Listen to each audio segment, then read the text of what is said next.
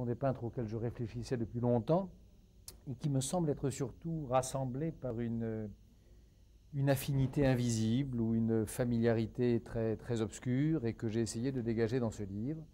Apparemment, tout les sépare. Piero della Francesca est un peintre de la Renaissance, Piet Mondrian est un peintre abstrait, l'inventeur avec Malevich de la peinture abstraite.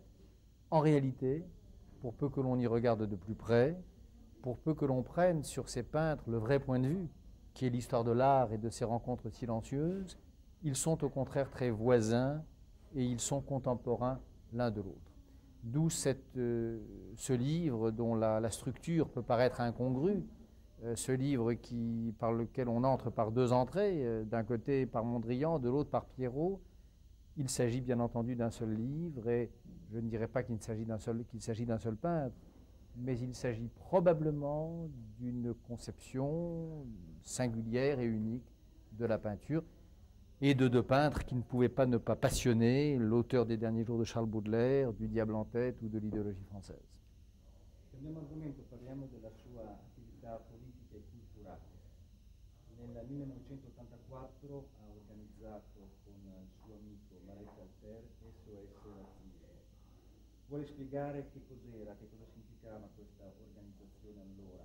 Lei si è sempre impegnato contro i problemi razzistici.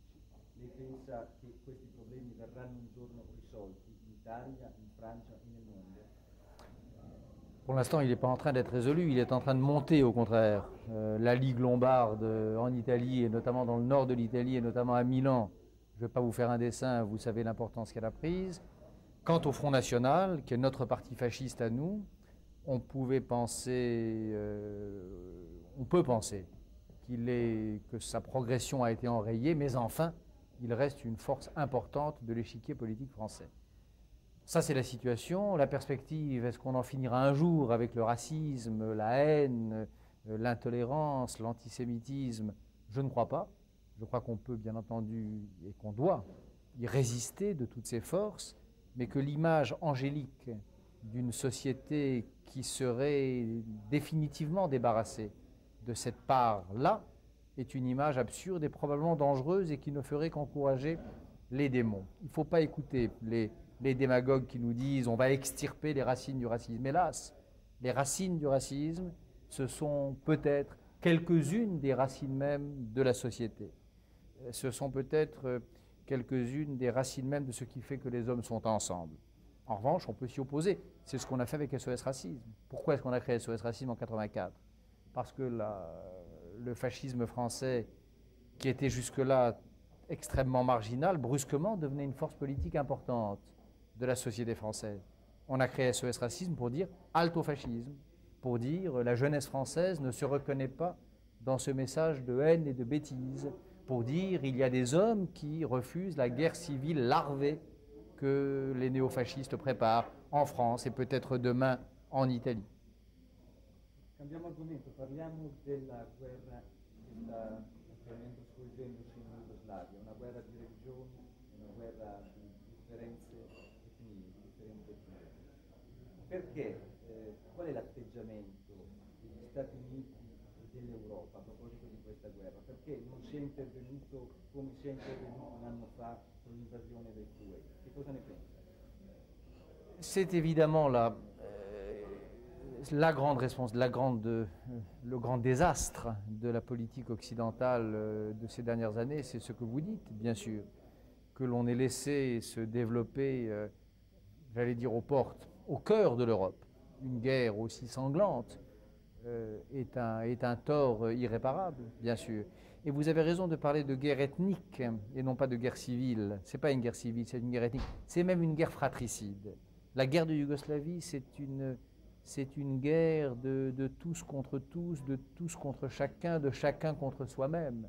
La guerre de Yougoslavie, c'est une guerre où le cousin frappe le cousin, où les familles se déchirent, où les haines ne sont jamais si vives que lorsqu'elles sont des haines de proximité.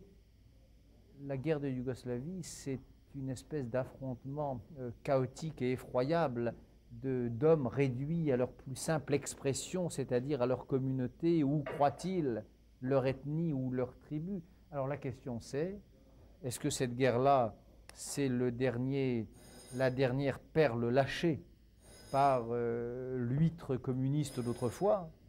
Est-ce que c'est un phénomène archaïque, autrement dit? Est-ce que c'est quelque chose qui... Est-ce que c'est la dernière convulsion, le dernier soubresaut du monde totalitaire? Ou est-ce que c'est au contraire l'avenir de l'Europe? Je ne sais pas. Il est possible que ce soit la dernière convulsion. Il est possible que ce soit au contraire la préfiguration d'un certain avenir européen. Et si c'est ça, alors bien sûr les États auront pris un risque considérable, porteront une responsabilité gigantesque, et pas seulement les États.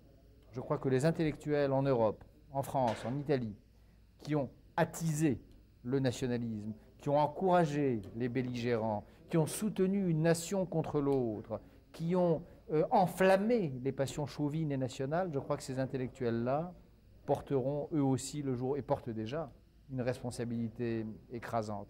Moi j'ai dit depuis le début de cette guerre, bien sûr qu'il fallait soutenir les victimes, ça va sans dire. Quand Vukovar et Dubrovnik étaient sous les bombes, il fallait soutenir Dubrovnik et Vukovar. Mais depuis le début de cette guerre, j'ai refusé de porter le drapeau ou d'endosser les couleurs ou la casaque d'un nationalisme contre un autre nationalisme. La lèpre de l'Europe de demain, la peste de l'Europe de demain, ce sera les nationalismes, la vengeance des nations, comme dit mon ami Alain Minck. Et c'est contre cela que les intellectuels européens doivent être aujourd'hui vigilants. Ma spostiamoci negli Stati Uniti, uno dei paesi più democratici a quanto si dice nel mondo.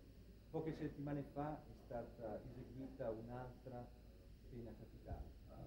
Com'è possibile che alle soglie del 2000, in un paese che è ritenuto tra i più democratici nel mondo, possa esistere ancora la pena capitale?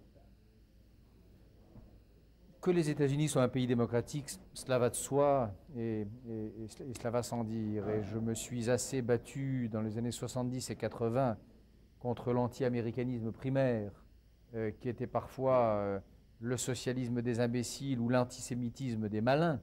Je me suis assez battu contre cela pour ne pas, en effet, vous redire aujourd'hui que bien sûr, cela me scandalise. Cela étant dit, je crois que on n'en est pas à notre première surprise et les États-Unis n'en sont pas à leur dernière régression. Il n'est pas impossible, c'est peut-être une vision de cauchemar, mais c'est une vision qu'il faut prendre au sérieux.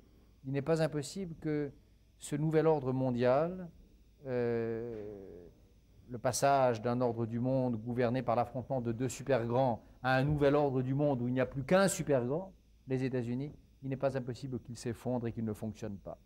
Il n'est pas impossible que vivre sans ennemis, en l'occurrence pour les États-Unis, soit une situation très difficile et peut-être même impossible. Il n'est pas impossible, autrement dit, que l'on assiste, ce ne sera pas la même chose, on ne verra pas les États-Unis se décomposer comme l'Union soviétique s'est décomposée ou implosée, mais il n'est pas impossible que l'on voit les États-Unis entrer dans une période de régression, de déclin, de décomposition interne, moins virulente, moins violente, bien sûr, que ce qui s'est passé à Moscou, qui connaîtra d'autres formes, mais dont on a vu peut-être quelques préfigurations la semaine dernière ou il y a 15 jours, au moment des émeutes de Los Angeles. Ed a proposito degli Stati Uniti e dell'Unione Sovietica, l'Unione Sovietica non esiste più, il marxismo ha fallito. Il capitalismo è l'unica alternativa ideologica che esiste oggi culturalmente nel mondo. Ma c'è un'altra via, un'altra ideologia, una via di mezzo tra il marxismo e il capitalismo. Il y a une troisième voie, c'est le fascisme. C'est le fascisme, ou le populisme, ou le nationalisme. Je ne suis pas sûr, moi, que... Les optimistes nous disent la démocratie a gagné, le capitalisme a triomphé, il lui reste à gagner encore quelques petites zones reculées, la Papouasie de l'âme ou du système capitaliste international. Moi, je n'exclus pas le fait qu'un nouveau modèle de société se mette en place, connaisse une certaine expansion, gagne à sa cause un certain nombre d'esprits et de cœurs, et que ce nouveau modèle de société, il ressemble à ce que l'on appelait autrefois le fascisme, qu'il faudra peut-être appeler, je ne sais pas comment, néofascisme, populisme, j'en sais rien, mais en tout cas, un populisme ou un tribalisme ou des réflexes et des modèles identitaires qui auraient l'avenir devant eux. Donc attention à la troisième voie. Moi, je veux bien une troisième voie, mais attention, la troisième voie, ça pourrait être ça. ça pourrait être ces réflexes identitaires, ces crispations nationalistes et cette régression tribale que l'on voit s'affirmer un peu partout. On parlait de la Yougoslavie tout à l'heure, on pourrait en dire autant de la Tchécoslovaquie, de la plupart des pays de l'Est, et peut-être des pays d'Europe occidentale, Italie, France. Pays de l'Est, moi la première fois et seule fois de ma vie où j'ai vu Václav Havel, je ne sais pas si je peux vous raconter cette anecdote, je le rencontre à Prague, j'étais très ému. Václav Havel, immense écrivain, grand président, grand écrivain devenu grand président, rencontre passionnante, considération probable sur l'état du monde, sur les rapports de la littérature et de la politique, bref, j'étais plein d'enthousiasme et d'espoir à l'aube de cette rencontre. Eh bien, de quoi me parle Václav Havel, ce grand écrivain et ce grand politique? Il me parle d'un seul sujet, qui était le sujet politique du jour, qui était la seule préoccupation des Tchécoslovaques. Et sa seule préoccupation à lui, ce sujet, c'était la querelle du trait d'union. Querelle du trait d'union. C'est-à-dire savoir si, oui ou non, il fallait, dans le mot Tchécoslovaquie, s'il fallait mettre un trait d'union. S'il fallait, autrement dit, marquer la séparation des peuples de Bohême et des peuples de Slovaquie, ou s'il fallait au contraire insister sur leur fédération et sur leur union. Bref, si, qu'est-ce qui devait l'emporter d'un modèle fédérateur héritier des modèles mittel-européens d'autrefois, ou si devait l'emporter la guerre tribale, le réflexe ethnique et la guerre de tous contre tous qui s'annonce partout en Europe et qui s'annonçait ce jour-là dans le bureau de Václav Havel. C'était quand? Au printemps 1990, ou peut-être un peu plus tard, peut-être à la fin de l'année 90. Quindi mi sembra di capire che lei ha una visione pessimista della situazione mondiale, della situazione politica e culturale mondiale. Oui, je crois qu'on n'est jamais trop pessimiste. Ça n'empêche pas de se battre, bien sûr, ça n'empêche pas d'espérer, ça n'empêche pas de faire tout ce qui est dans son pouvoir pour empêcher que le pire ou peut-être le prévisible n'advienne. Mais je crois qu'on n'a jamais tort d'être trop pessimiste. Un altro problema vorrei affrontare con lei, la malattia del secolo. Molti intellettuali francesi sono stati colpiti da questa malattia. Lei pensa che questa malattia abbia cambiato i rapporti tra le persone, tra la gente, le abitudini anche sessuali, le abitudini di comunicazione? Come ha influito sull'evoluzione della società e della cultura? J'en sais rien, je ne suis pas sociologue, donc je ne peux pas vous répondre. Moi, ce qui me semble, oui, peut-être, c'est que cette espèce de crise de dépression, cette dépression nerveuse où sont entrées les sociétés européennes occidentales, cette déflation des passions privées, cet état de légère commotion où se trouvent nombre de nos contemporains, trouve peut-être là une partie de son origine, c'est possible, oui.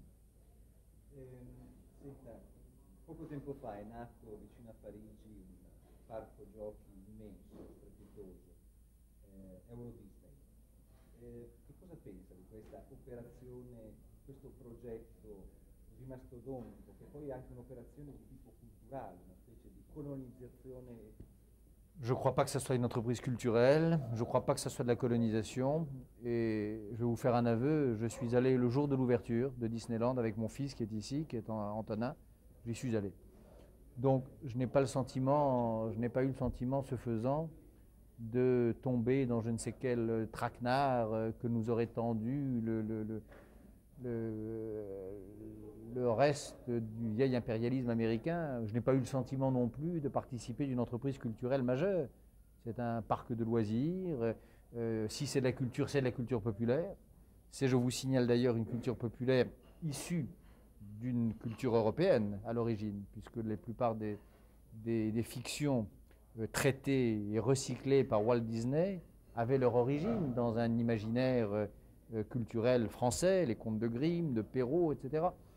Voilà, donc une sorte de grande kermesse collective dont je ne suis pas sûr qu'elle soit ni plus vulgaire, ni plus crétinisante que ne l'étaient les foires du trône ou les fêtes à neuneux de mon enfance ou de la vôtre. Donc je crois que sur cette affaire de Disneyland, il y a eu d'un côté comme de l'autre beaucoup trop d'enthousiasme et beaucoup trop de réprobation.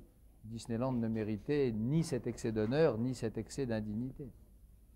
Senta, veniamo un attimo in Italia. In questo ultimo periodo ci sono stati numerosi scandali politici e si è intuito che il potere è strettamente legato alla corruzione. Che cosa pensa a questo proposito? È vero, potere uguale corruzione? Oui, bien sûr. Pas égal, non, mais qu'il y ait des liens entre le pouvoir et l'argent, entre le pouvoir et la corruption, que les hommes ne soient pas des saints, qu'ils soient animés de passions diverses, et notamment la passion du lucre. Cela me paraît une évidence. Cela me paraît, ceux qui croient découvrir cela découvrent la lune. Alors cela n'empêche pas, bien sûr, et c'est le bon fonctionnement d'une démocratie en dépend, cela n'empêche pas que l'on censure, surveille, châtie, punisse ce type de débordement. Mais enfin, je veux dire, c'est pas Tchernobyl. Les scandales qui secouent l'Italie aujourd'hui ou la France, puisqu'il y en a autant au service des Français, c'est pas la catastrophe du siècle. C'est en effet probablement, c'est l'ordinaire de la passion humaine et de la relation obscure que nous les hommes avec le pouvoir. Alors aux citoyens, bien sûr, aux journaux, aux médias, d'exercer leur pouvoir de censure, de contrôle et de manière impitoyable, aux intellectuels de protester contre ces mœurs de république bananière qu'on voit trop souvent en Italie et en France. J'étais récemment au Nigeria, à Lagos, pour le Corriere della Sera, qui m'y a envoyé en reportage. Et c'est probablement le pays le plus corrompu de la planète, où tout se monnaie, tout se paye, enfin, où le trafic d'influence généralisé. Je vous avoue franchement que souvent je me suis surpris à me dire, mais au fond, est-ce que c'est vraiment le Nigeria? Est-ce qu'on est vraiment au Nigeria? Est-ce que cela est vraiment spécifique du Nigeria? Est-ce qu'en Italie et en France, des mécanismes du même ordre ne sont pas en fonctionnement? Un'ultima domanda, un'ultima battuta. Come sarà l'uomo del 2000? J'en sais rien. J'espère qu'il n'aura pas cédé à ces vertiges identitaires dont nous parlions. J'espère qu'il se souviendra de la grande leçon démocratique du siècle des Lumières. J'espère que le communisme ne sera pas mort en vain. Voilà. Grazie. Merci beaucoup. Vous êtes très gentil.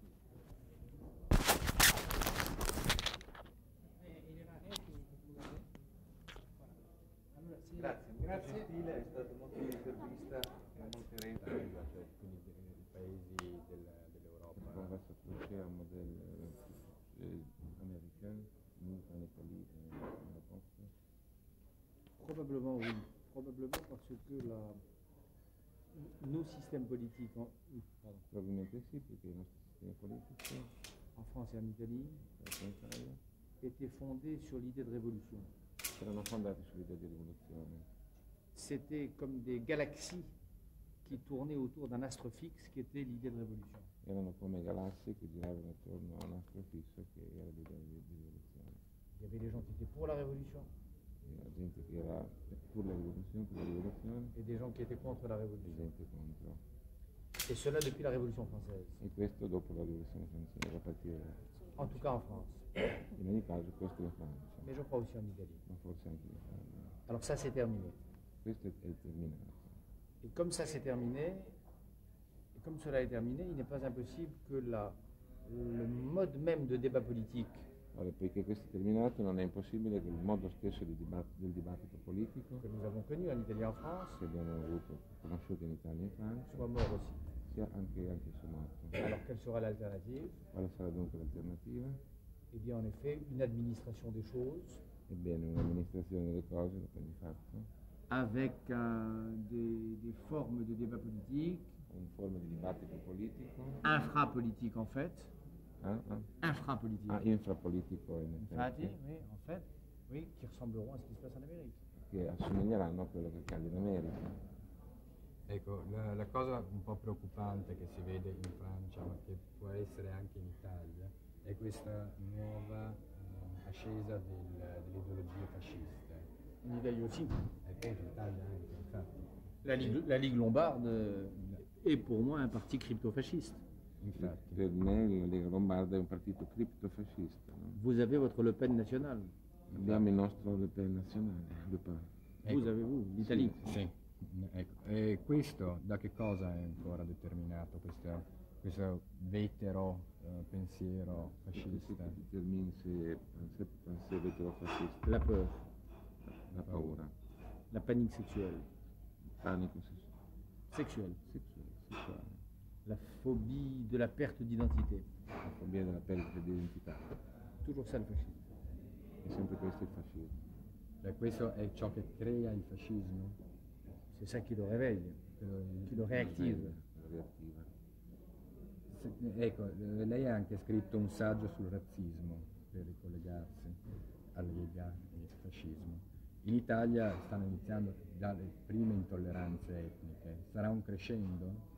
Je crois, oui. Je crois, la question est de savoir si ça ira loin ou pas. La questione di sapere Si cela ira loin, se a questo proseguirà, se andrà lontano oppure no, peut-être pas, forse no. parce que la culture démocratique italienne est forte. La cultura democratica in Italia è forte, italiana. Et il y aura, je pense, une résistance du corps social. E ci sarà, credo, una resistenza del corpo sociale. L'Italie a bien résisté au terrorisme. L'Italia ha resistito all'effetto del terrorismo. Pourquoi ne résisterait-elle pas à cette vague raciste éventuelle? Perché non dovrebbe resistere a questa eventuale onda razzista? Cela étant dit, Detto questo, la vague existe questa onda esiste et elle ira s'amplifiant. e andrà amplificandosi. Ecco perché il problema appunto del razzismo e del terrorismo che lei ha detto. Il razzismo purtroppo, almeno come la vedo io, appunto come la vede lei, è radicato proprio nel popolo, mentre il terrorismo non era radicato nel popolo. C'est vrai. Le terrorisme était une affaire d'élite, en vérité. Infatti, È un affare di elite, una cosa di elite, il terrorismo. Le racisme est probablement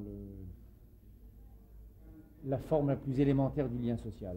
Il razzismo probabilmente è la forma più elementare di legame sociale. Quand les gens ne savent plus qui ils sont, Quando la gente non sanno più la gente non sa più chi è, quand ils ne savent plus pourquoi ils sont ensemble, quando non sanno più perché stanno insieme, alors ils deviennent racistes. diventano razzisti. C'est-à-dire ils disent Così, cioè dicono, mon identité, la mia identità c'est la guerre à l'altérité. è la guerra contro l'alterità, contro l'altro. Identité minimale, L'identità minima, singulière et collective. singolare e collettiva. Quand il ne reste plus rien, il reste le racisme. Quando non resta nient'altro, non resta il razzismo. ecco, l'ultima cosa è questa, lei non so, probabilmente sì perché ha avuto probabilmente anche una risonanza internazionale, questo scandalo che sta coinvolgendo l'amministrazione politica italiana, soprattutto milanese, a Milano, le tangenti, le bustarelle. Questo è perché la politica non ha più senso, perché la politica è troppo coinvolta con gli affari e questo porterà ulteriormente a chiudersi nei rispetti della vita pubblica e quindi ancora una vittoria in più delle leghe, del particolarismo. Bien sûr,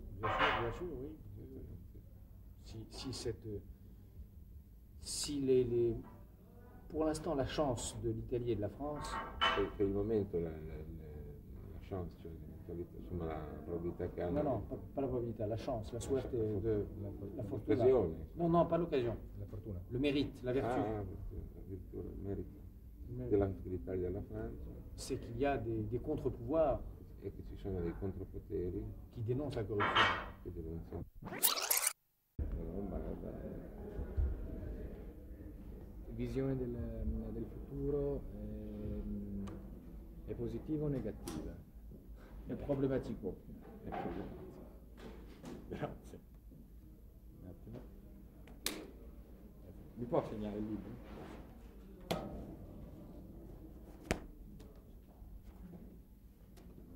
Sì, la... Oh.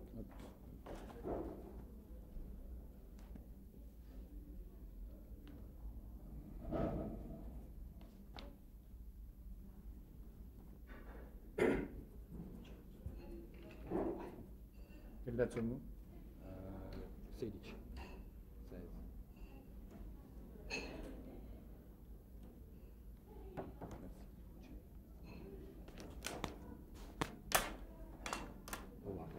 Ciao. On en attend du plus bon cher, 2h30. qui arriverà a 200.000. Bon, je vais sortir un moment avec mon fils et je reviens. Très bien. Vous restez là?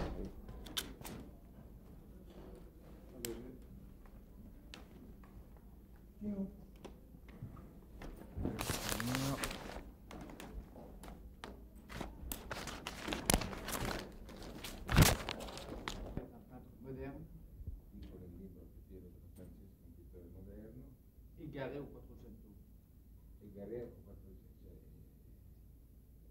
fortunato, insomma, L'enfer du. ha più smarrito.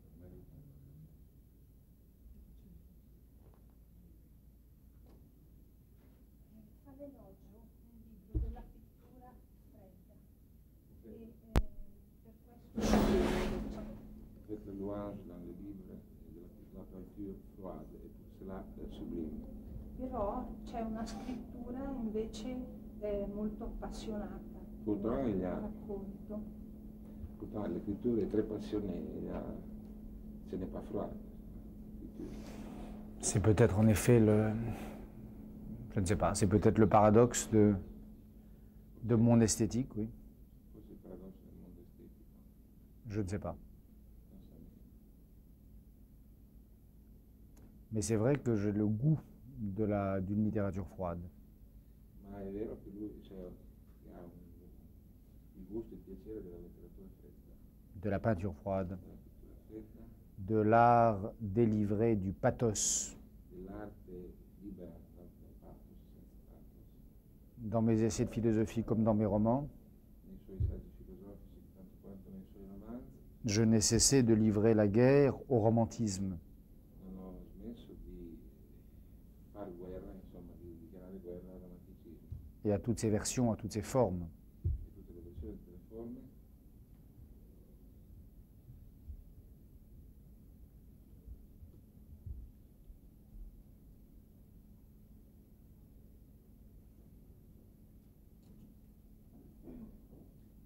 Per Piero della Francesca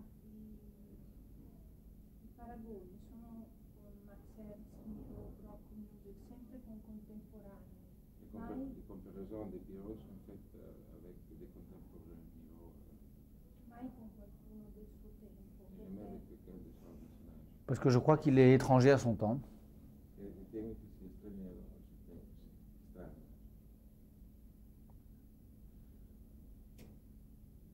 Son traitement des couleurs, Il suo trattamento del colore,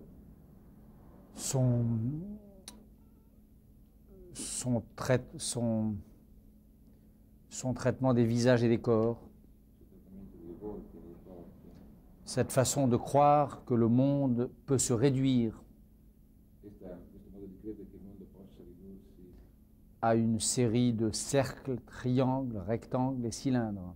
a una serie di cerchi, triangoli, rettangoli e cilindri, Cette façon de résister au goût de la variété qui est le propre du Quattrocento. questo modo di resistere al gusto, insomma, della varietà che è proprio al 400 Tout cela est moderne è qualcosa di moderno. et tout cela fait de Pierrot un étranger à son siècle. Tutto questo fa di Piero un estraneo al suo secolo, uno straniero al suo secolo.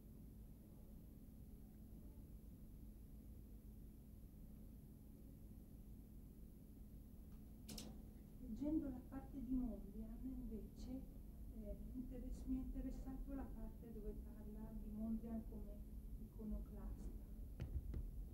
Mi è intéressé en lisant Mondrian la part dont vous parlez de Mondrian comme iconoclaste. Addirittura dice a un certo punto che tutto ciò che è naturale è da odiare, è un po' Vous eccessivo dites forse. aussi que tout ce qu'il y a de naturel est né pour l'air. Oui, c'est en tout cas la vie de Mondrian. C'est la vita di mondo. Non, non, la vie, l'opinione. Allora, Non, la vie. È la viso, l'opinione. la visuale, la visuale, l'opinione di Mondrian, Non sua, quindi. C'est aussi d'une certaine façon la mienne. in qualche modo è anche la sua. Mondrian allait très loin, lui, Mondrian andava molto lontano, puisqu'il ne supportait pas, lui, la vue même de la couleur verte. perché non sopportava nemmeno la vista del colore verde. Lorsqu'il se trouvait dans un déjeuner Mentre si trovava a pranzo, et qu'on le plaçait en face d'un arbre ou d'un jardin, e misero Il devenait fou. Il changeait de place. cambiò posto, Il ne supportait pas le verre. non sopportò il vero, Donc la nature. dunque la natura. Alors, moi, je ne vais pas aussi loin que ça, mais moi, je ne vais pas aussi loin que cela. Non arrivo a tanto, Mais c'est vrai que l'antinaturalisme me semble être un mot d'ordre philosophique valable. ma è vero che l'antinaturalismo mi sembra essere una parola d'ordine filosofica valida.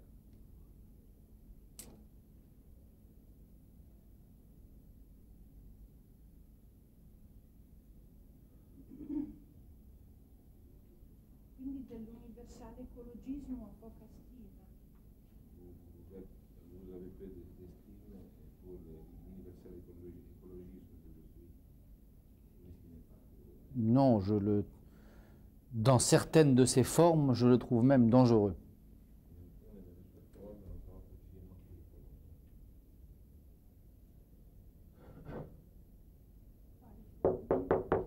Quelle forme? Les Verts en Allemagne, I Verdi in Germania, les amis d'Antoine Wachter en France, les amis, de Antoine Wachter en France. agli amici di Antoine Wachter in Francia. Tous ceux qui préfèrent les animaux aux hommes, Tutti quelli che preferiscono gli animali all'uomo tous ceux qui préfèrent sauver un arbre qu'un corps, e quelli che preferiscono salvare un albero che un corpo piuttosto che un corpo. tous ceux qui croient à l'existence de communautés naturelles, Tutti quelli che credono all'esistenza di comunità naturali, tous ceux qui croient que la modernité que l'avenir est derrière nous, tutti quelli che credono che l'avvenire è dietro di noi, dans une sorte de retour aux sources ou à la terre. in una sorta di ritorno alle sorgenti della terra. Tout cela sont des gens dangereux. Tutti questi sono persone, gente pericolosa.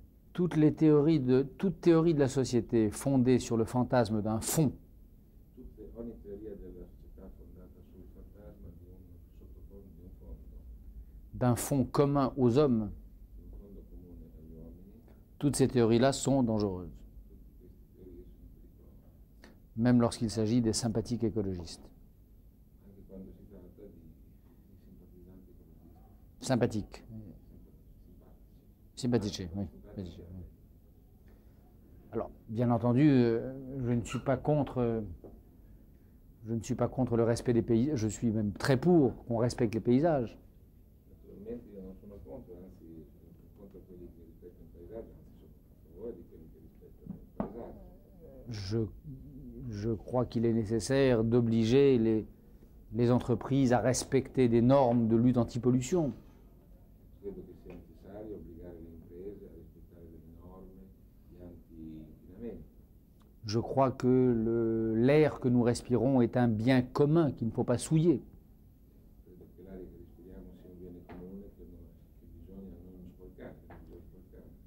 Mais pour cela, Per questo, pour atteindre ces buts, per arrivare a questa fine, on n'a pas besoin de plus de nature, mais de moins de nature. non c'è bisogno di più natura, ma di meno natura. On n'a pas besoin de moins de technique, mais de plus de technique. Non c'è bisogno, non che ci sia bisogno di meno tecnica, ma di più tecnica. La seule écologie valable, à mes yeux, A suo avviso, la sola ecologia valida ce serait une écologie qui dirait vive la science, vive la technique, vive la sophistication de la science et de la technique. sarebbe un'ecologia che dicesse viva la scienza, viva la tecnica, viva la sofisticazione della scienza e della tecnica.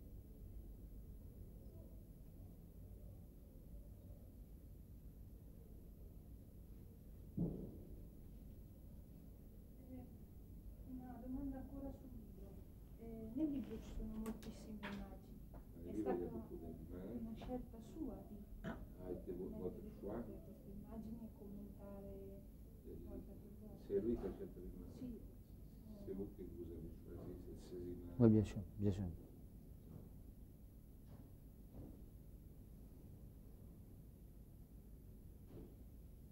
molto bella anche la parte delle immagini. Mais ça, je ne suis pas responsable. Di questa non è responsabile. Poi volevo chiedere la sua opinione sul ruolo degli intellettuali in Europa dopo la fine del comunismo.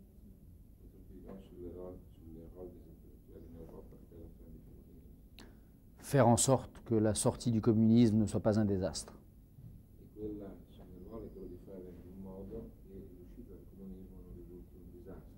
Dieu sait si je l'ai souhaité, cette sortie du communisme.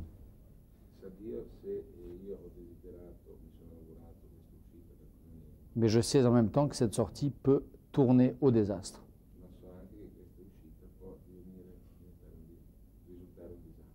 À nous de faire qu'il n'en soit pas ainsi. À nous de faire qu'il n'en soit pas ainsi.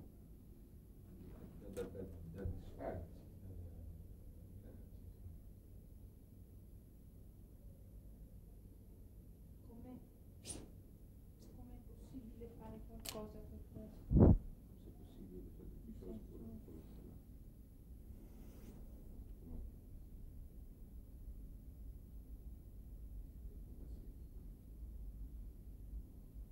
Poi volevo chiederle anche come vede le prospettive del cristianesimo.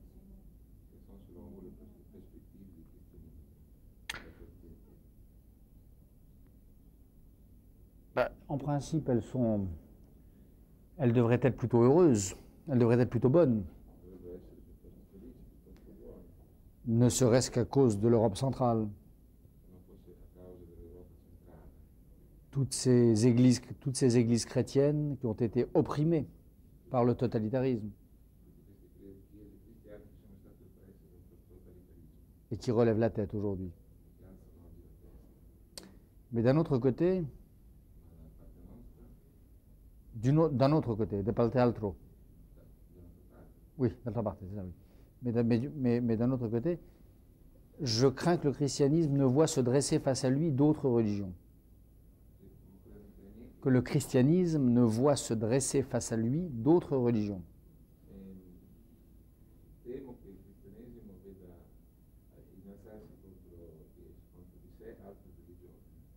Des religions nouvelles, des religions païennes mais nouvelles, dont nous n'avons pas encore tout à fait l'idée, mais qui pourraient marquer le XXIe siècle. Le XXe siècle était déjà le siècle des guerres de religion. Le nazisme, c'était une guerre de religion. Le stalinisme était une guerre de religion. Les fascistes et les communistes étaient animés par une haine religieuse formidable.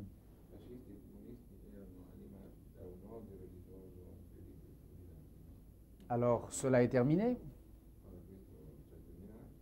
mais il y aura d'autres affrontements, d'autres guerres de religion, d'autres religions. Et les juifs et les chrétiens auront à traiter cela. Et ils auront à le faire ensemble. Pardon.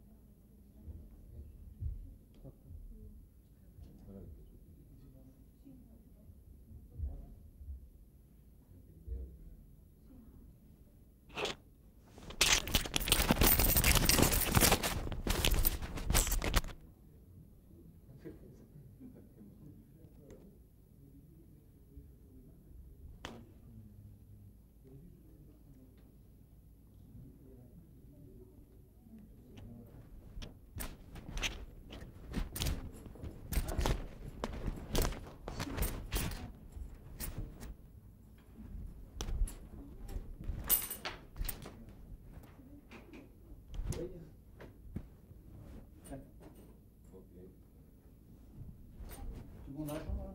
Ouais. Je te retrouve. Alors je suis là ou au rez-de-chaussée.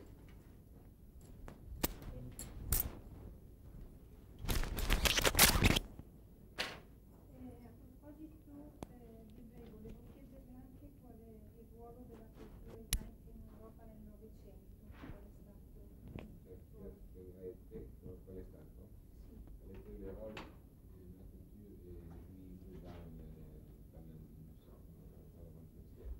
20e ou dans le...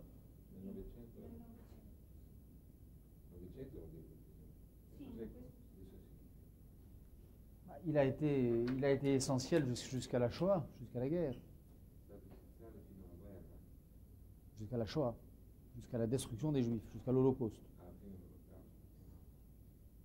dell'Olocausto. L'Europe, la Shoah. L'Europe centrale, la culture de l'Europe centrale est impensable sans les Juifs. La cultura dell'Europa centrale è impensabile senza gli ebrei, Ce qui pose d'ailleurs un vrai problème aujourd'hui. che oggi pongono un vero problema.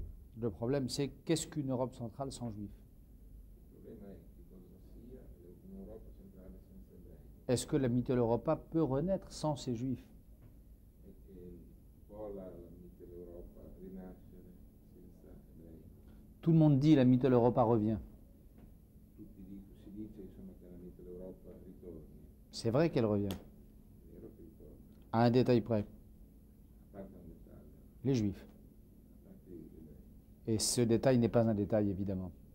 Ed evidentemente questo dettaglio non è un dettaglio, non è una cosa di cui importante. Vuol dire che le Juif ne sono più là,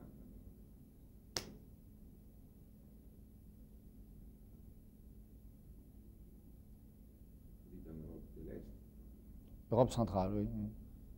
Pologne, Tchécoslovaquie. intende che l'Europa dell'Est.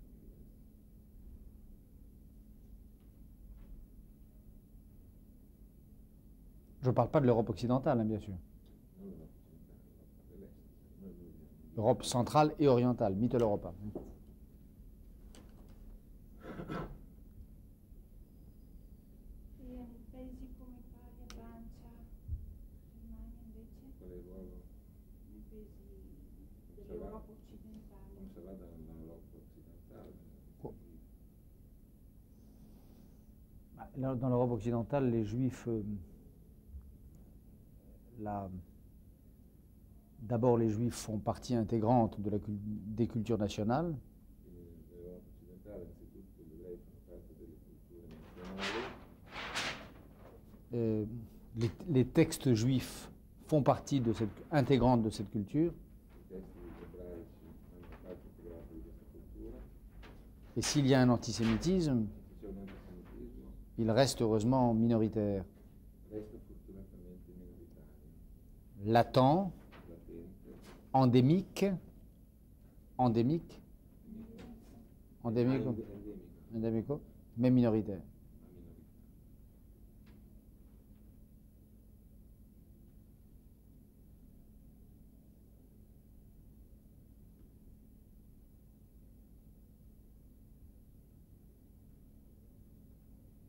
Un'altra persona che ha letto questo libro Oui. ha detto che è rimasta colpita da come lei parla delle donne.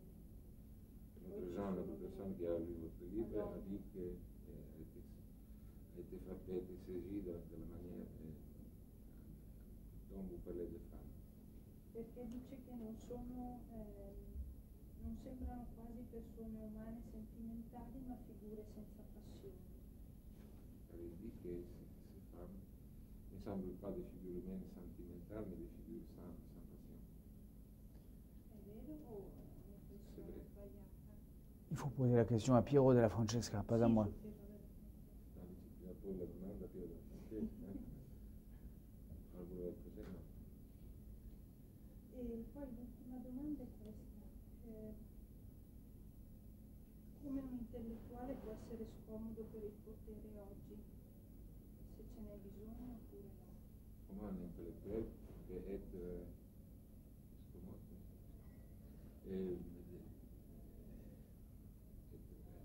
Enfin, quel est le rapport au pouvoir, quoi. pour le pouvoir, comment peut damager le pouvoir, n'être pas supporté par le pouvoir, Una coscienza critica. être critique pour le pouvoir. Oui, encore que peut-être pas systématiquement critique. Sì, può essere anche se non necessariamente, non sistematicamente critico, Un intellectuel doit être critique vis-à-vis de l'abus du pouvoir. deve essere critico di fronte all'abuso del potere. La dictature, et l'abus de pouvoir. Mais, mais ce que Max Weber appelait l'éthique de conviction,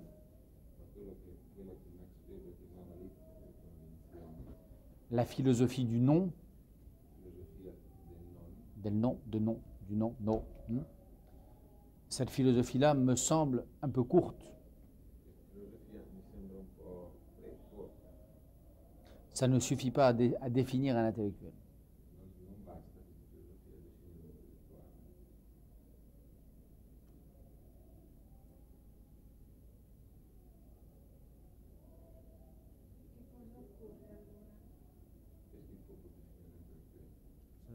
J'ai écrit un livre là-dessus.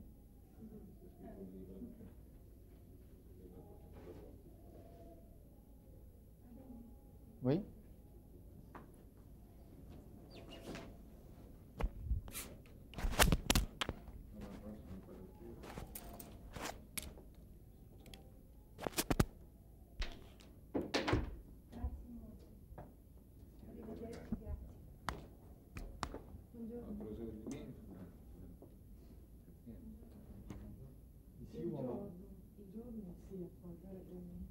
Il est là déjà? Arrivé à tout? Non, pas encore. En bas, alors c'est mieux, non? Non, vous venez ici à cause de ça? Ils ne veulent pas la troupe là-bas. En bas, après, à 6h30, il y a l'indépendance. Et après? Et la RAI doit confirmer s'il peut venir aujourd'hui dans l'après-midi ou demain matin. RAI télévision? Radio? Oui, télévision. Et ce soir, il y a la conférence ou pas? Oui, à 21h. 21h. Chef de la presse. Seulement les journalistes ou aussi du public? Non, c'est du public. Vous m'appelez quand Oui, ou je descends. Il sera précis, vous croyez, 3h10? Je pense que oui. Je vais descendre. Je vais téléphoner.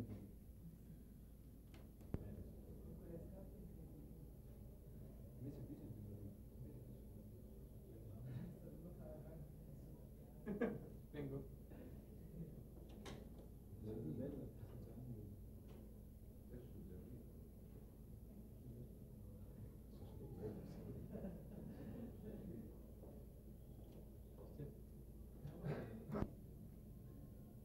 Sto registrando? Sì.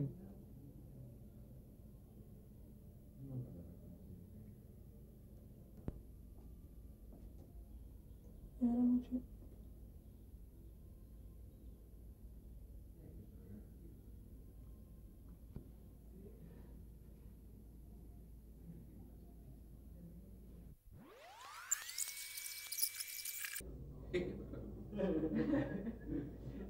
Io arrivo più a un certo punto.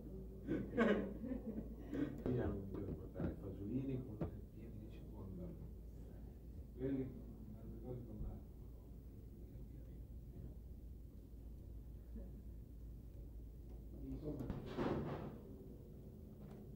La studiate voi?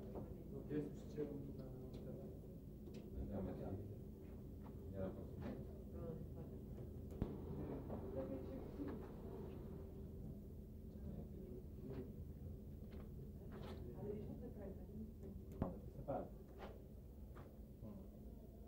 No, lasciamola qui.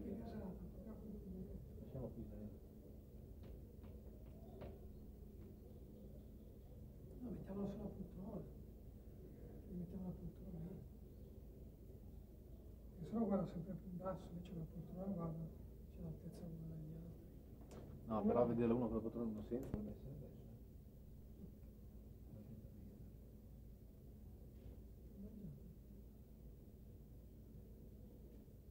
Dopo questa intervista c'è una pausa di 6 mesi. C'è un'altra intervista. 6 mesi.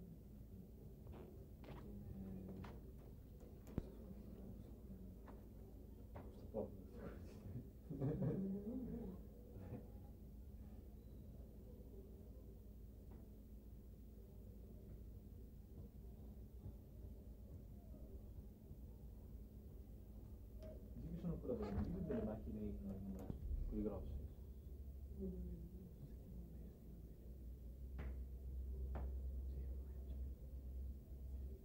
E invece le telecamere, Prima più morto.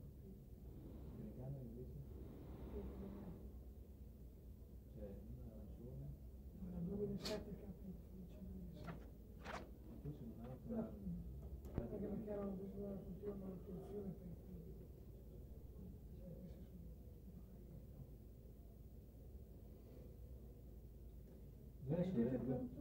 prendere una sezione italiana, cosa che la rete non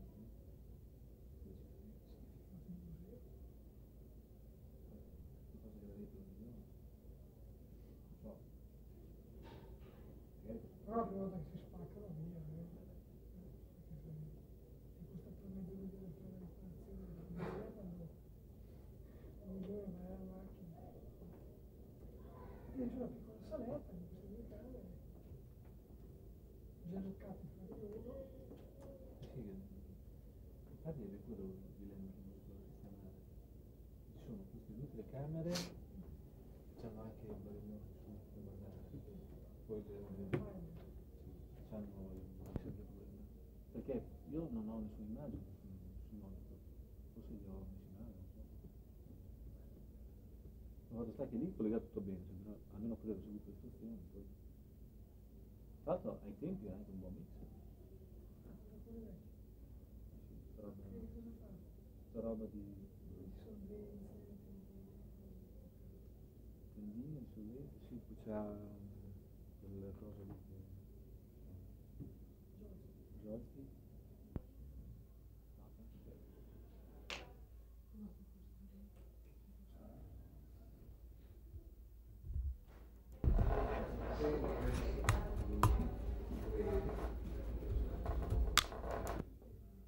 Maintenant, changer tout, il avait une vie très difficile. Mais maintenant, vous avez. Come marcia? Il marche comme c'est comme ça, actuellement. C'est 40 000 copies. 40 000 copies. Est-ce que vous pouvez dire, monsieur, que, à la réception, parce que je risque d'avoir un appel important de téléphone, on vient me chercher. Oui. On s'est connus il y a. À l'époque, je travaillais pour la République. Et puis j'ai travaillé pour l'espèce, et puis j'ai vécu aux États-Unis, mais c'est. Ah bon? Ça vous dérange? Non, au contraire, c'est bien. Ah oui, c'est oui, 79, oui. Oui, je pense. Oui, oui.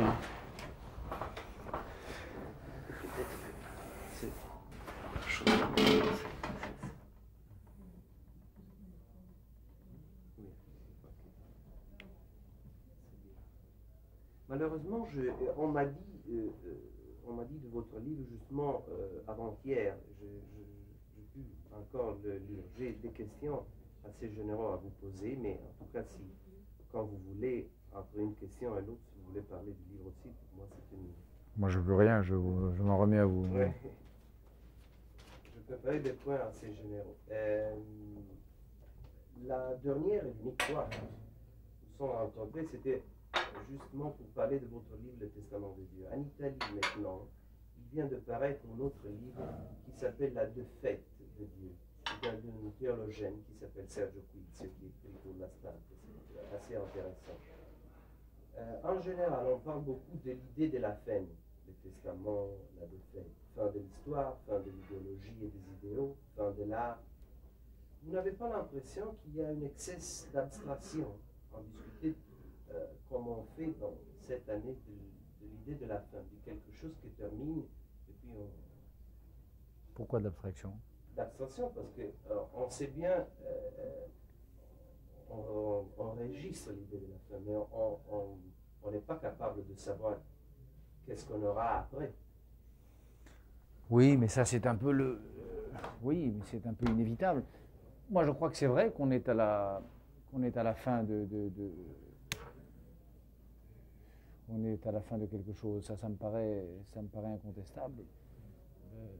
Et comme je l'ai dit dans un livre récent qui n'est pas paru encore, qui va paraître chez Rizzoli, je crois, cette année, la fin du communisme, c'est un événement, comme il en arrive un tous les 500 ans, enfin tous les millénaires.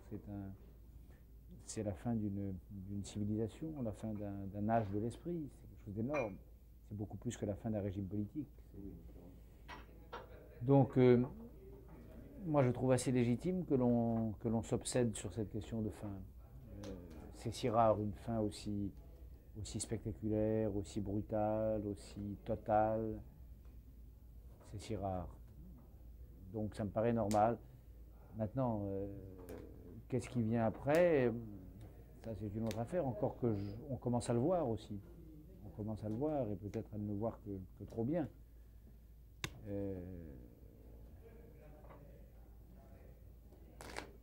Ça, on peut en parler aussi, oui, il y a des choses qui viennent après, ça c'est sûr.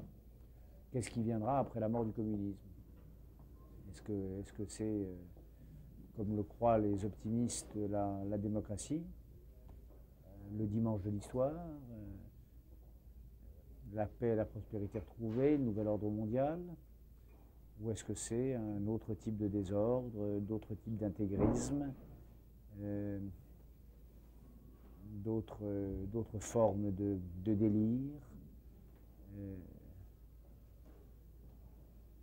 C'est une hypothèse en tout cas à considérer. Moi je crois que quelque chose commence en ce moment dans certaines régions d'Europe qui n'est pas particulièrement riant ni rassurant.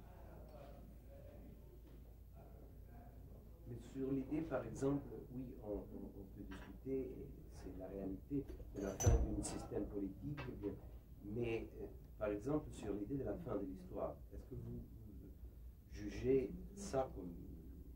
Peut-être que c'est la façon de la formuler, fin de l'histoire, que c'est un peu... Comment dire? Oui, moi je crois que c'est une... Vous savez, on parlait déjà de la fin de l'histoire au moment de la naissance, au moment du triomphe du communisme en Europe. On en reparle au moment de la mort du communisme en Europe. Dans les deux cas, c'est prendre ses désirs pour des réalités. Certains ont le désir que la réalité soit celle de la fin de l'histoire.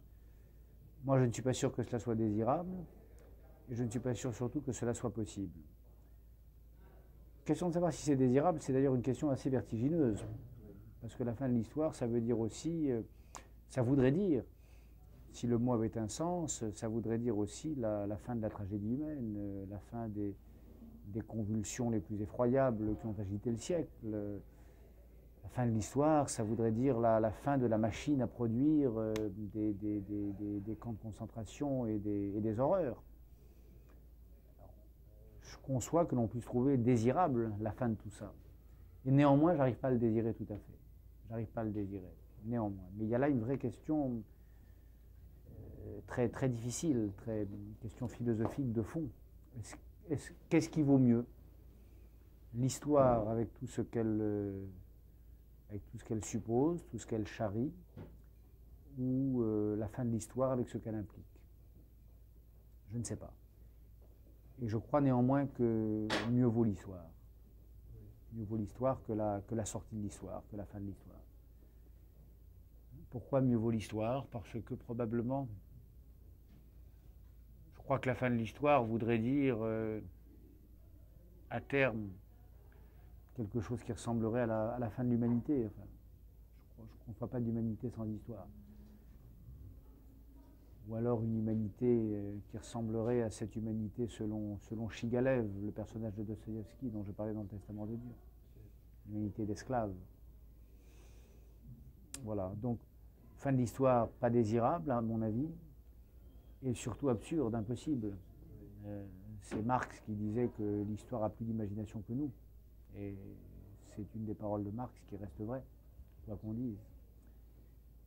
L'histoire est pleine d'imagination, elle improvise, elle invente sans cesse. La fin de l'art. Fin de l'art, oui, fin de l'art, c'est en effet ça a été l'obsession de toute une catégorie d'artistes, à commencer en effet par Pic Mondrian, qui a pensé qu'il vivait les dernières heures de l'art, qui a pensé que le temps était venu de peindre le dernier tableau. Mondrian et sa suite, enfin, et sa postérité, qui se sont épuisés dans l'impossible tâche de peindre le dernier tableau. Est-ce que c'est désirable? Est-ce que c'est possible? Est-ce que ce rêve-là n'était pas absurde? Est-ce qu'il ne nous faisait pas vivre dans une image hallucinatoire de la peinture? Je crois que si.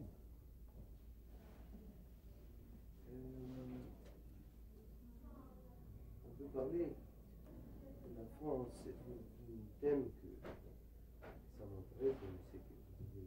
Pourquoi pourquoi on parle beaucoup maintenant en France d'un intellectuel comme Pierre Brieux-La Rochelle? Quelle France ou quelle Europe maintenant un homme comme Brieux-La Rochelle représente-t-il? La France de l'affaire Touvier, oui, la France de l'affaire Touvier, la France d'une justice qui réécrit l'histoire de Vichy et qui nous dit que Vichy n'était pas coupable. L'Europe de la montée d'un certain type d'intégrisme et de délire de pureté. Vous en avez des exemples, un exemple en Italie. Beaucoup. Oui, non, vous avez un parti politique qui est un parti politique intégriste, la Ligue lombarde. C'est un parti politique intégriste au sens propre du mot. Voilà, cette Europe-là, elle a la nostalgie probablement où elle ne peut pas ne pas réentendre avec des frémissements d'aise la voix d'André-La Rochelle, en tout cas la France, c'est très clair.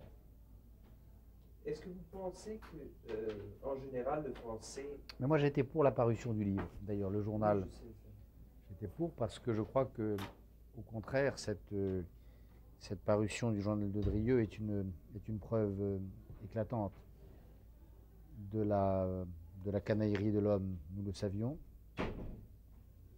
de la médiocrité de sa vision du monde, nous le savions moins, et de son défaut de talent littéraire ou de la minceur de son talent, nous ne le savions pas moins bien. Et j'ai fait un article dans le Corriere, je crois. Corriere, Voilà, où je disais qu'on Drieux faisait partie de ces écrivains dont on se disait l'œuvre ne vaut pas grand-chose, mais il y a le journal. Le jour où on aura le journal, on sera tous sidérés, stupéfiés, éberlués, admiratifs. Alors, on a vu le journal, et le journal, c'est pas grand-chose. C'est encore moins bien que l'œuvre. Donc, je suis pour cette publication. Mais il est vrai qu'elle intervient dans un climat très trouble et qu'elle alimente en partie ce climat très trouble. Justement, parce que vous avez parlé d'intégrisme, vous ne pensez pas que l'intégrisme, comme vous avez parlé, concerne aussi certains partis traditionnels? La tradition intégriste en Italie, c'est d'origine chrétienne catholique, comme vous savez. Oui, mais enfin, l'intégrisme au sens propre, disais-je, ça veut dire le fantasme d'une politique fondée sur la pureté, le fantasme d'une société pure. Voilà. Et je crois qu'il n'y a rien de plus dangereux, ça c'est ce que je disais il y a 15 ans dans mes premiers essais, dans La barbarie, dans le Testament de Dieu. Je disais, et je n'ai pas changé d'avis sur ce point, que rien n'est plus redoutable pour et dans une société que ce fantasme de pureté, que l'idée d'une société épurée de tout ce qui la parasite, de tout ce qui la corrompt. Voilà, ce fantasme-là. Est-ce qu'on peut dire que le parti de la démocratie chrétienne est un parti intégriste en ce sens-là? Je ne crois pas. Je crois que là, la corruption y est tellement développée et l'impureté si généralisée qu'on ne peut pas les accuser de volonté de pureté. Mais ça ne veut pas dire que l'un soit préférable à l'autre. D'ailleurs, aujourd'hui, un pays comme l'Italie, c'est très intéressant. Vous avez d'un côté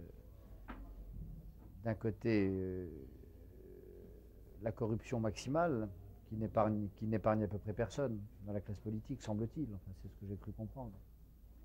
Gauche et droite. Et d'un autre côté, sur un extrême qui n'est plus tout à fait une marge, le retour de cette volonté de pureté qui est la matrice des fascismes. Je pense à la Ligue lombarde. Oui, c'est une situation dangereuse parce que on a besoin... Une société qui n'aurait le choix qu'entre la peur, qui n'aurait le choix qu'entre la phobie de la corruption d'une part et la généralisation de la corruption d'autre part, est une société virtuellement sortie, alors non seulement du champ de l'histoire dont nous parlions tout à l'heure, mais peut-être même de la sociabilité même. Enfin, c'est le désastre annoncé.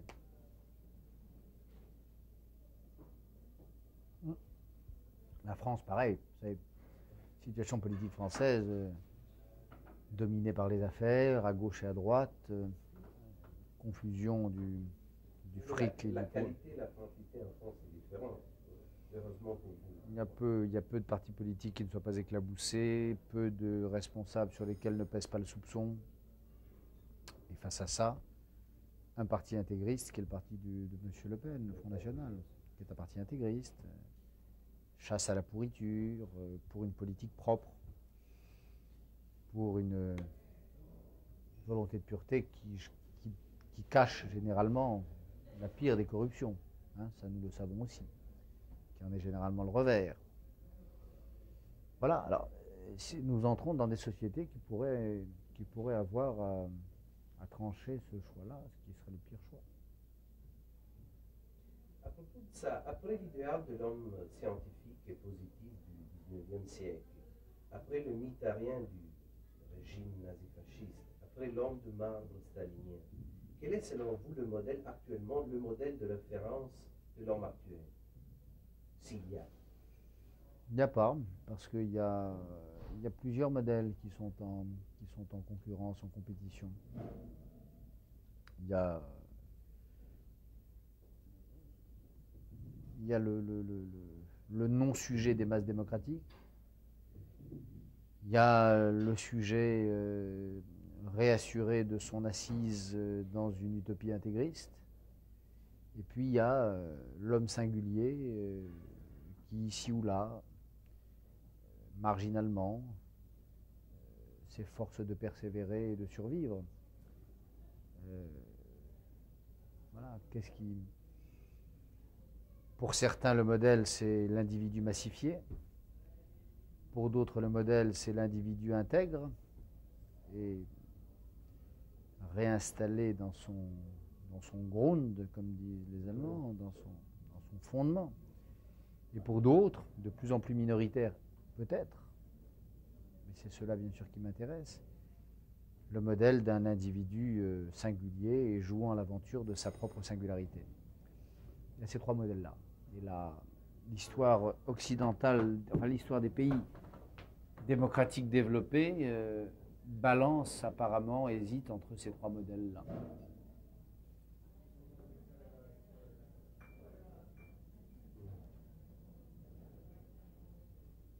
Est-il encore possible, selon vous, aujourd'hui, de parler de la liberté de l'artiste de créer? Je pense à Salman Rushdie, écrivain anglais exilé dans son pays, exilé, et condamné à mort par une autre État. Ça, pour moi, depuis mon avis, tout le monde dit, mais il faut réfléchir de jour en jour, c'est une des plus grandes tragédies du siècle, du point de vue idéal. Une des plus grandes tragédies du siècle, je n'en sais rien, mais c'est en tout cas des plus grandes tragédies du siècle, je ne crois pas. Mais c'est un des scandales aujourd'hui les plus brûlants. Aujourd'hui, les plus brûlants, c'est incontestable, oui. Bien sûr, oui. Bien sûr. Et tant que Rushdie sera l'otage de lui-même, l'otage d'un État, mais qui a eu la perversité diabolique d'en faire son propre otage, son otage à lui, Rushdie. Tant que Rushdie vivra ainsi, aucun écrivain ne pourra se sentir totalement libre en Europe. Oui, ça je crois, bien sûr. C'est la raison pour laquelle d'ailleurs j'ai toujours essayé par tous les moyens d'être de ceux qui à la fois tentent de faire écho à sa voix étouffée et puis lui adressent leur propre salut, leur propre voix. Rushdie est un des membres fondateurs de ma revue, La Règle du Jeu. Oui. Pour moi, c'est très important, ça. Oui, c'était de tous les noms d'écrivains qui ont accordé leur soutien à La Règle du Jeu, le plus important pour moi, c'était évidemment Rushdie, pour la raison que vous dites. Est-ce que vous pouvez résumer pour les lecteurs de l'Indépendant votre thèse sur ces livres, sur Piero et Mondrian? Centre de votre pensée dans ces livres, quel est-ce? Il n'y a pas de centre, vous savez. Non, il n'y a pas de centre, parce qu'il n'y a pas de centre, il n'y a pas de thèse. Ces deux livres, ce livre, ces deux textes, ce sont deux de parcours de l'œuvre de peintres considérables et à mes yeux infiniment aimables. Il y avait autrefois, ces livres sont toujours là, un grand critique littéraire qui s'appelle Georges Poulet, et qui avait inventé un style de critique tout à fait singulière, où il s'agissait de reconstituer non pas l'itinéraire réel d'un écrivain, non pas sa vie, pas davantage son itinéraire spirituel, l'histoire de son âme, mais une méthode qui consistait à reconstituer un système et un ordre des raisons idéal, étranger et obscur à l'écrivain lui-même, dont il n'avait pas conscience, et que Georges Poulet reconstitue à partir de séquences dispersées dans l'œuvre et choisies par lui. Il reconstituait une sorte de ligne de crête idéale de la pensée proustienne à partir de textes pris dans le désordre, les uns dans Jean Santeuil, les autres dans le Contre Sainte-Beuve, d'autres dans le Temps retrouvé et d'autres dans de l'œuvre telle qu'elle s'est réellement jouée. Il s'agissait d'inventer un itinéraire et un système plausible, plus plausible que vrai, et parce que plausible, fécond, et donnant à entendre et donnant à voir des choses, dégageant des traits qui n'apparaissaient pas aux yeux du biographe banal ou du biographe de l'esprit, un peu moins banal, mais banal néanmoins. Moi, c'est un peu ça que j'ai fait dans ces deux textes. J'ai fabriqué, apparemment dans le désordre, en réalité selon un ordre qui m'appartient et dont j'ai décidé la clé et l'ordre, j'ai composé un système de l'œuvre de Pierrot et un système de l'œuvre de Mondrian, à partir de 25 œuvres choisies, 25 pièces choisies dans le travail de l'un et choisies dans le travail de l'autre. L'ordre de ces successions est un ordre réglé, systématique, et en même temps ce n'est ni le système de la biographie, ni le système de l'œuvre elle-même, ni celui que le peintre avait conscience de porter en lui lorsqu'il peignait, ni celui que ses contemporains avaient le sentiment d'y déchiffrer. Ce n'est même pas un système vrai. Je ne prétends pas donner la vérité de Piero della Francesca ni de Mondrian. Mais c'est une hypothèse, une fiction plausible. Un Piero fictif, un Mondrian fictif. Leur fiction, cette fiction-là, me semblant porteuse d'une vérité, d'une intelligibilité et de nature à révéler, à faire apparaître des traits de ses parcours et de ses œuvres réelles. Voilà la méthode de ces livres. Leur thèse, il n'y a pas de thèse, sinon que ce que je peux vous dire, c'est que si je me suis intéressé à ces deux peintres, c'est pour deux raisons. Un, parce qu'ils se ressemblaient, et deux, parce qu'ils me ressemblaient. Parce qu'ils se ressemblaient, je veux dire par là qu'à travers 4 siècles et demi de distance, je crois que ces peintres disent la même chose et font des peintures étonnamment voisines. Je crois que c'est cette horreur phobique du vert que vous connaissez. Chez Pierrot, elle était moindre, ou en tout cas moins évidente, mais elle n'en est pas moins là. Cette horreur, ou en tout cas, il n'en est pas moins là, cet antinaturalisme raisonné, calculé, et qui donne à la peinture de Pierrot toute sa qualité. Et ces thèmes-là, donc, cette méfiance à l'endroit de toutes les formes de pathétique, cet antinaturalisme de principe, ce sont des démarches, des thèmes. Je m'excuse. Et c'était M. Franck de Paris. Oui, très important. Je demande pardon.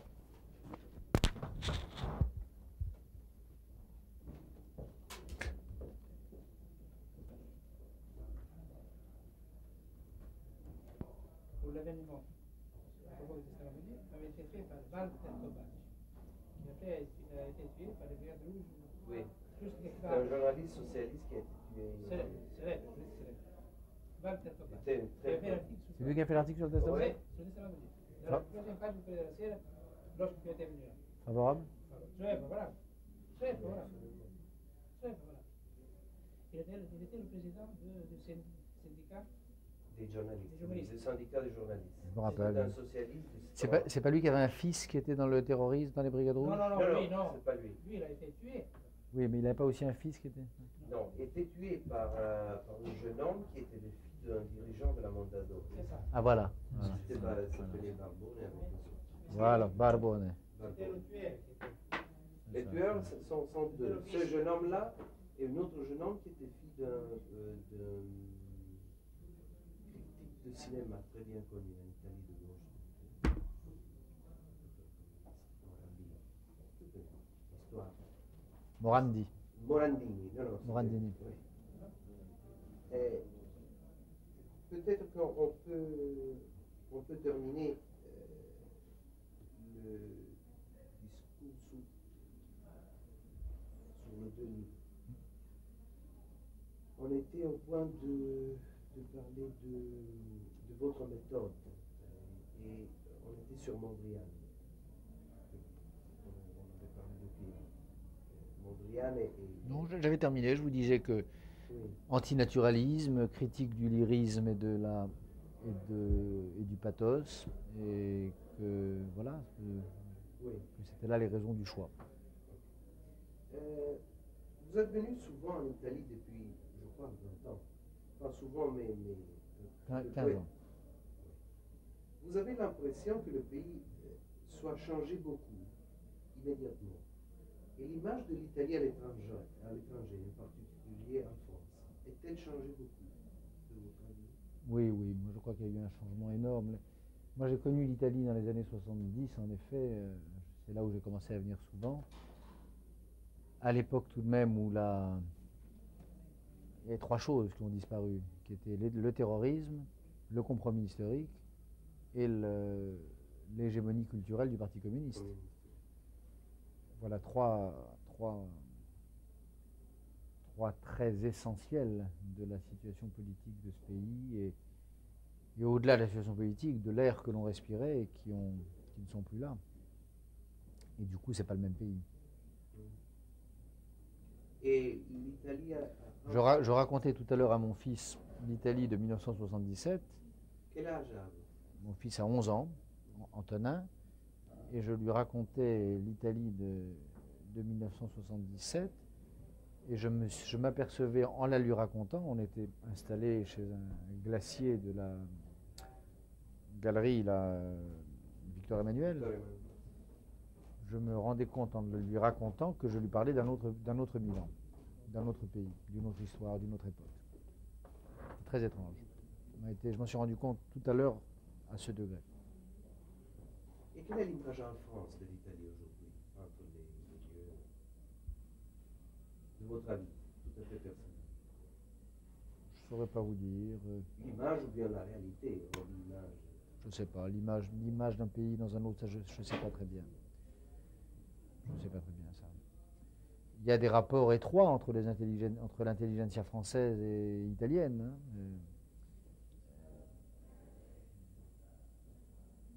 Les écrivains français écrivent souvent dans les journaux italiens, plus que l'inverse d'ailleurs. Mais je crois que c'est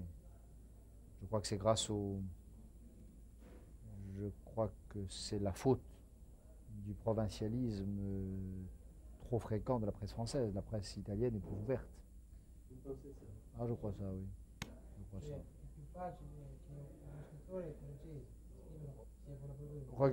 Regardez les pages culturelles du Corriere, la page 3 de n'importe quel Messaggero ou Giorno, et regardez à l'inverse les écrivains italiens en France. Notissimi, no? In Francia 5 libri, notissimo per quanto riguarda la Califfa, l'opera con i film. Sì. Si può discutere, nel senso nell'altro, No, è un scrittore. Arriva a Parigi, esce dalla FO, non esce un solo articolo in 3 mesi, viene lui lì alla Maison des Écrivains e ci sono le persone che per caso io ho sentito lì quel giorno, ho fatto venire, erano 30 persone, cioè nessuno va. Si figuri, non dico un bigracco francese, ma uno scrittore appena non in Francia, che venga in Italia, trova la stampa, la giornata. Indipendente. Quel est l'écrivain de votre avis le plus connu en France, l'écrivain italien? Non, je sais pas. Aujourd'hui, Oui, actuellement. depuis la mort de Sciascia et Moravia, je ne sais pas. Oui, moi aussi, Je ne sais pas. Une dernière question assez naïve, mais je voulais savoir votre impression sur quelle était votre impression sur l'exploration du satellite américain contre au marge de l'univers. Si vous avez peut-être vous me disiez ça m'intéresse pas. Ça m'a pas intéressé beaucoup. Ok. Je fais cette question à une artiste, il est venu Jean-Michel Folland. Ah bah Une oui. réponse d'artiste. Oui, mais c'est une réponse d'artiste aussi, ça veut dire que ça m'intéresse.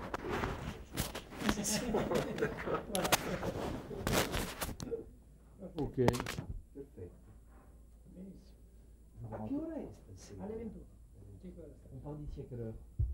8h30? Nous allons Dîner d'abord ou après? Dîner d'abord. Bon. D'accord. Donc, dans combien de temps? Là, maintenant? Dis-moi toi. Non? Qu'est-ce que tu as prévu? après l'interview. Antonese, tu vas à la chambre de Je vais te chercher, oui. Je descends dans 10 minutes. Si, si. Ciao. Ciao. Essayons de nous voir avant 13 ans. Si je viens à Paris.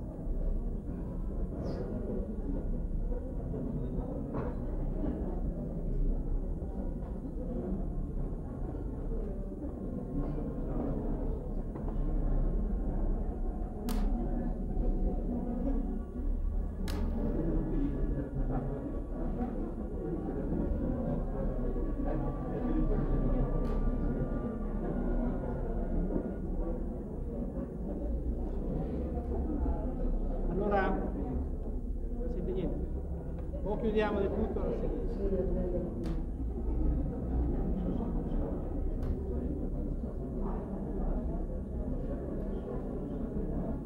Qual è il microfono? Qual è il microfono? Questo? Parlare, sì. Per parlare questo? Sì, questo qua. Sì, sì.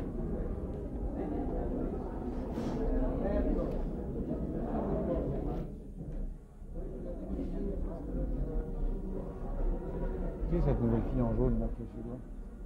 Laquelle, là? Oui. Qui c'est une nouvelle?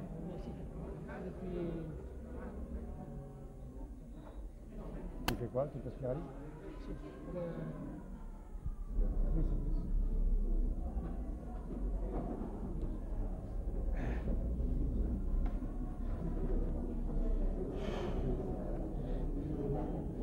Oui, Caldo, scusa.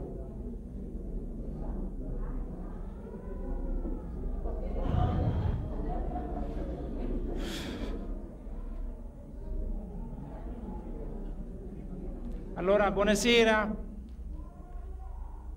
Qui ci troviamo a contrastare gli alpini, per cui dobbiamo per forza chiudere. Chiudiamo pure, tanto il caldo c'è comunque. Chiudiamo anche di qua, completamente.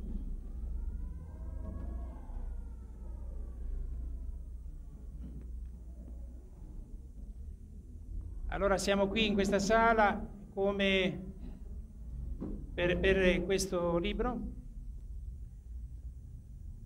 Piero della Francesca e Mondrian, che è il primo volume di una nuova collana, L'Arca, pittura e scrittura. E gli elementi di questa collana e le ragioni sono abbastanza noti, e in pratica convocare scrittori di grande talento e noti internazionalmente intorno a due pittori. In questo caso i due pittori sono stati scelti da Bernard Lévy, ed è con lui, proprio parlando con lui, che quindi questo libro, e in pratica poi man mano l'idea della collana è sorta. La collana è diretta da Carmine Benincasa, che è uno dei 2 o 3 critici e esperti di arte in Italia di maggior rilievo. Certamente chi più di altri si accorge di nuovi talenti nel campo dell'arte in Italia, li lancia sul piano internazionale e non solo in Italia. E Bernard Lévy, cominciato in Italia a essere noto con il volume La barbarie del volto umano, che aveva avuto un grande successo, un enorme impatto in un'epoca assolutamente difficile e lontana da quella di oggi. E poi con Il testamento di Dio, uscito dal Sugarco, Ideologia francese, Questione di principio, e io auspico che anche gli altri volumi, il quarto uscirà in autunno, e possano uscire in Italia, e poi 2 romanzi usciti da De Agostini, Elogio degli intellettuali, uscito appunto da Spirali, 2 romanzi usciti da Agostini, che sono Il diavolo in testa e Gli ultimi giorni di Charles Baudelaire. In questi giorni sta per uscire da Rizzoli il volume Le avventure della libertà, che certamente si collega con gli altri libri, e in particolare, devo dire, con l'Elogio degli intellettuali, e quindi è una circostanza felice che ci sia da Spirali questo libro, e dagli amici della Rizzoli il volume Le avventure della libertà. Allora, abbiamo cominciato a Roma giovedì con un dibattito.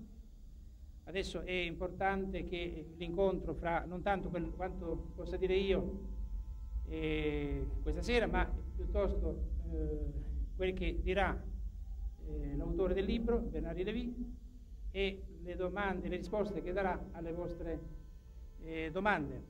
Io lo ringrazio sia di aver scritto questo libro, e quindi in un clima di collaborazione, e io ho potuto constatare, appena ho letto le bozze del libro stesso, che era assolutamente nel suo itinerario e che era quindi un altro libro di letteratura. Questo mi ricordo di averlo detto subito, quindi che non era qualcosa che fosse in contrasto con quanto aveva fatto finora e andava facendo. Soltanto l'oggetto era differente questa volta, era l'arte, anziché un altro argomento come Baudelaire. Ecco. Allora, a me sembra molto soddisfacente. Io vorrei soltanto, l'altro ieri sera avevo letto la prima pagina, qui magari leggere l'ultima pagina del libro della parte su Piero della Francesca, anche per far sentire, per coloro che non l'avessero ancora letto, il tono da scrittore e non da critico d'arte, appunto, di questo libro. Ho citato Poe, Baudelaire, ossia, è mia convinzione, il rovescio del XIX secolo e della sua estetica dominante. Piero contro il XIX secolo allora? Evidentemente, necessariamente. Il XIX secolo è il suo lirismo, il XIX secolo è il suo romanticismo, il XIX secolo che del resto lo tratta proprio male e rimuove perfino il suo nome. La storia della pittura in Italia di Stendhal. Su Piero, 2 righe. I 39 volumi di Ruskin. Su Piero, una mezza frase. E, d'altronde, che cosa vorreste che dicessero? Li vedete, e Stendhal e Ruskin, commentare quelle combinazioni di colori? Quelle armonie dei colori, dei color prugna? Quella tavolozza sbiadita, deliberatamente stinta? Quel nudo a destra? Quell'armonia di bianchi fra la tinta della sua schiena e quella del muro su cui egli si staglia? Di questo quadro. Immaginate che essi, non dico amino, ma vedano quella città cubista che occupa il fondo sinistro del pannello, quelle disposizioni di cerchi, di rettangoli, di triangoli, quella cappella a destra, che sarebbe potuta essere concepita da un Mondrian. Piero della Francesca sì, è invisibile prima dei cubisti, inconcepibile prima di Mondrian. Ma li concepisce pure i suoi quadri, direte voi. È vero, li concepisce. Il fatto è però che un artista non è mai del tutto presente né a sé né al proprio tempo, e che il tempo di Piero è dato dai cubisti, da Mondrian, forse da Cézanne. Piero della Francesca non è contemporaneo di Alberti, ma mio. Ora passo la parola a Bernard-Henri Lévy.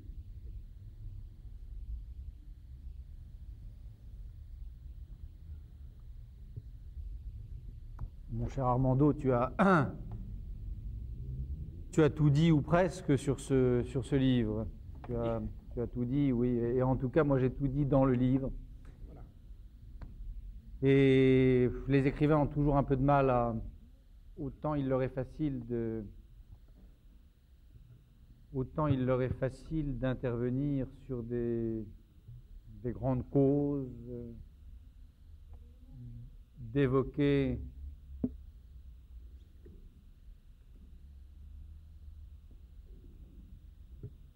voilà, c'est bien. Oui, je disais que le problème des écrivains, c'est qu'il leur est toujours plus difficile de parler d'eux-mêmes, de leurs livres, de leur travail, que de parler des autres ou de parler du monde. Toujours plus de facilité à... Et j'en ai fait l'expérience encore cet après-midi à Milan. J'ai toujours plus de facilité à parler du progrès de la Ligue lombarde à Milan, du progrès du racisme en Europe, de la régression des idéaux démocratiques dans telle ou telle partie du monde, de la guerre de Yougoslavie, de la faillite de l'idéologie des droits de l'homme, de la guerre de religion que prépare le XXIe siècle, de la multiplicité des religions nouvelles que l'avenir nous prépare, de la fin de l'histoire ou de son retour. J'ai toujours plus de facilité à parler de tout ça que de parler de mon propre travail, dont j'ai toujours envie de dire, y compris aux amis qui viennent pour m'écouter ou pour m'entendre, dont j'ai toujours envie de dire qu'il se suffit à lui-même. Le livre est là et j'ai toujours un peu de peine à gloser autour de ce livre. Alors, en quelques mots peut-être, et avant de vous donner la parole, avant de la...